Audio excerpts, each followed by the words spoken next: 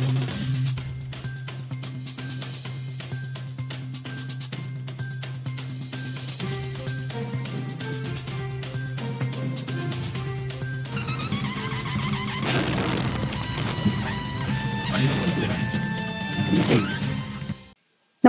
आपण पाहता हिरकणी न्यूज.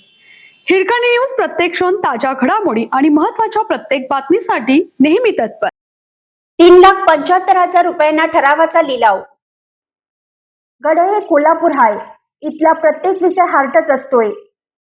गोकुळ निवडणुकीच्या निमित्ताने करवीर तालुक्यातील शेळकेवाडीमधील एक विषय चर्चेत आला आहे. गावातील ज्योतिर्लिंग दूध संस्थेने ठरावाचा लिलावच केला. पाटील गटाच्या संचालक भारती शेळके यांनी तब्बल 3,75,000 रुपयांची बोली लावत ठराव आपल्या ताब्यात घेतला. ठरावाची रक्कम संस्थेच्या दूध उत्पादक सभासदांमध्ये वितरित करण्याचा निर्णय संचालक मंडळाने घेतला. गोकुळची निवडणूक प्रक्रिया सुरू आहे. ठरावासाठी महायुतीमध्येच अंतर्गत चढाओढ सुरू आहे. त्यामुळे दूध संस्थांचे ठराव लाख मोलाचे झाले आहेत. नेते त्यांचे प्रमुख कार्यकर्ते ठरावासाठी लाखाचं दाम मोजत आहेत. यामधून ईर्ष्या निर्माण झाली आहे. या प्रकारातून ग्रामीण भागातील राजकारण मात्र चांगलंच तापलं.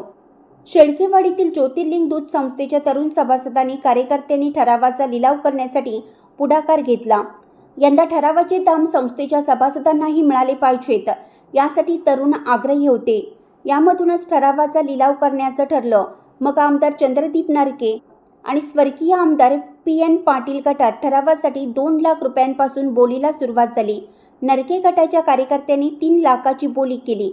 पाटील गटाच्या कार्यकर्त्यांनी 3,75,000ची बोली लावत बाजी मारली.